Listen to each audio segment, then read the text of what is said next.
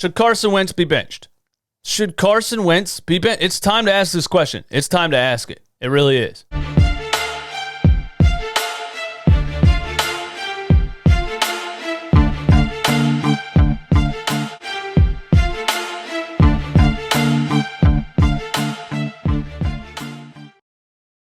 What is up, guys? DJ Eastwood here, running back, home of the most brutally honest Philly sports takes on YouTube. Some people don't like it, but it's because some people don't like the truth. Hit the like button if you like the truth. Hit the dislike button if you hate my guts. I really don't care.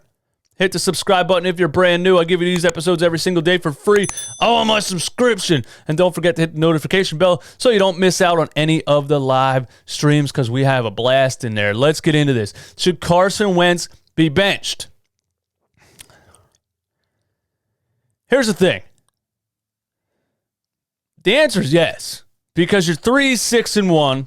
He's playing terrible the entire season. You're not going anywhere. The problem is you're leading the division, and that is a problem because Doug Pederson is not going to make a change because Doug Pederson is holding on to possibly winning this division to save face. Because if Doug Pederson and the Eagles win this division, it doesn't matter at 597-3.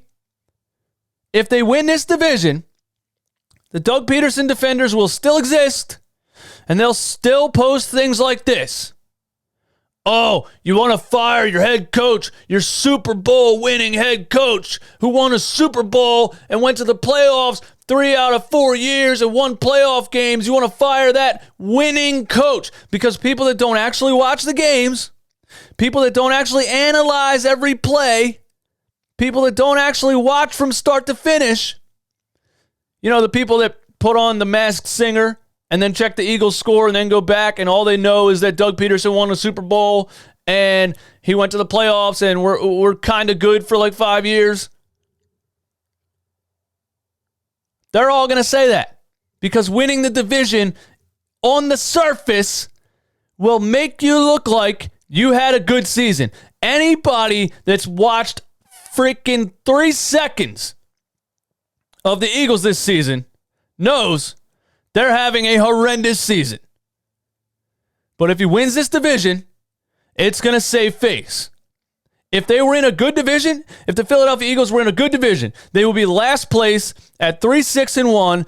Carson Wentz would have been benched already. Doug Pederson would be on the hot seat. This would be a totally different story if this division wasn't the NFC least. If this division wasn't atrocious, this would be an entirely different story. Right? Carson Wentz would be benched by now because you probably would have already been mathematically eliminated from the playoffs like the New York Jets. And then you would say, all right, let's sit Carson down because what's the point of him going out for 6 more games? What are we, 3-6-1, 7-10? Yeah, 6 more games and getting his ass beat, taking helmets to the chest, breaking ribs or whatever else. What's the point when we could put in our second-round draft pick quarterback, let him play the rest of the season, the season's lost, and see what we have in a Jalen Hurts? Because nothing is, there's no progress happening with the team in general, the offensive line, the coach, the play calling, and Carson Wentz. There is no progress happening. If they were in a good division, he would already be benched because you would just let Jalen Hurts play the rest of the season because the season would be lost. But because they're in the lead of this division, they're not going to make a change because Doug Pederson is going to ride this out and try to save face. Although they have the Seahawks, the Saints, the Packers, the Cardinals. I don't see another victory until we play the Cowboys and the Redskins again, and we might not win those. The fact that Carson Wentz hasn't been benched yet is, and you guys know I'm the biggest Carson Wentz defender there is. I still think he has it in there. I still think he can play like he played in 2017. I just think it takes a game planner and a coach with a system and a culture like a Frank Reich, who, by the way, is 7-3 right now with Old Man Rivers. While Doug Pederson's out here 3-6-1 with max contract Carson Wentz. But the fact that they won't bench Carson Wentz for Jalen Hurts makes me question the draft pick even more. What was the point of drafting Jalen Hurts in the second round if you knew you were never going to play him? What was the point?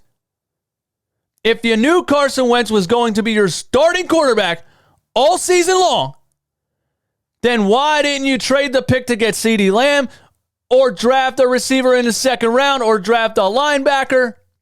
Why didn't you do any of those things? What was the point of drafting Jalen Hurts? Oh, I forgot. Because you're building a quarterback factory. We want to have the best quarterback room in the NFL. That's what the best quarterback room in the NFL. Guys, your focus should be on winning football games, not having the best quarterback room in the NFL. It's fucking stupid. That's what it is. And I'm sorry for the profanity again. But when I get on these topics, listen, I had a kind of a meltdown last night, okay? A lot of F-bombs were dropped, all right? And I try to clean that up because, sponsors might not want to work with me if I'm dropping F-bombs all over the place. But it's just, it's how it comes out. It's the Philadelphia in my blood. That's how I'd speak.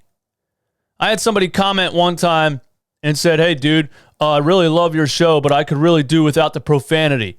If you're going to keep dropping F-bombs, I'm going to stop watching. And I was like, okay, bro, stop watching. And while you're at it, go put on Sesame Street. This channel is not for the weak.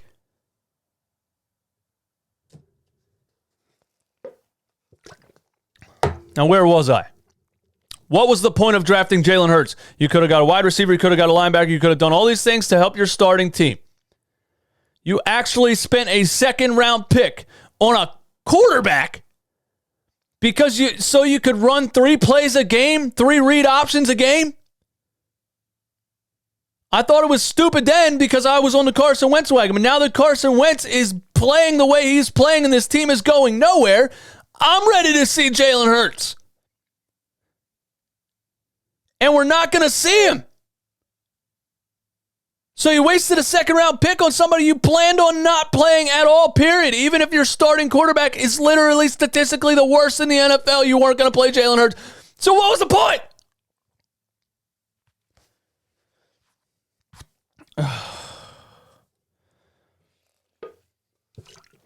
So where do we go from here? Do we fire Howie Roseman? Absolutely. You have to. The guy's an idiot. The guy's done nothing since the Super Bowl win.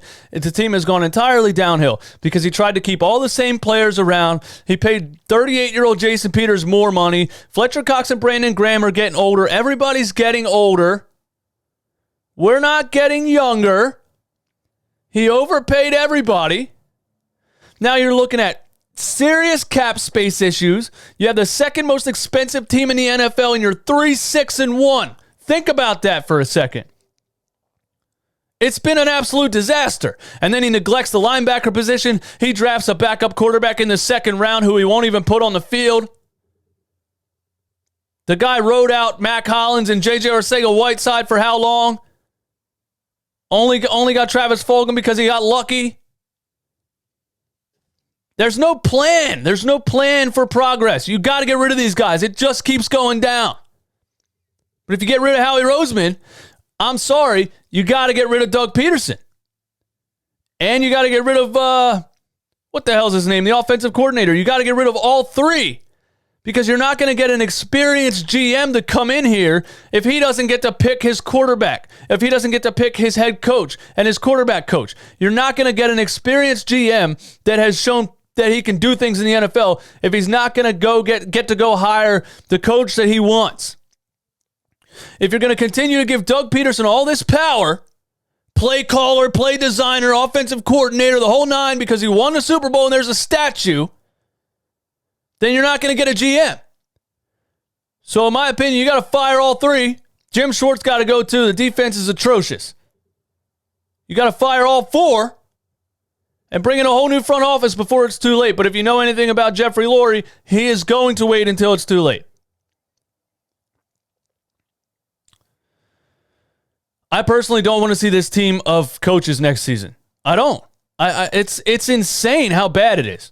The play calling is so bad. The play design, the game preparation, the discipline on the team. You got Jalen Mills out here doing a 360 in the middle of the field. You got guys giving up on plays.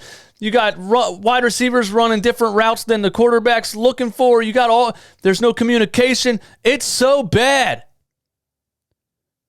And the reason you got to get rid of everyone is because there's no signs of it getting better. Jeffrey Lurie is probably going to wait too long.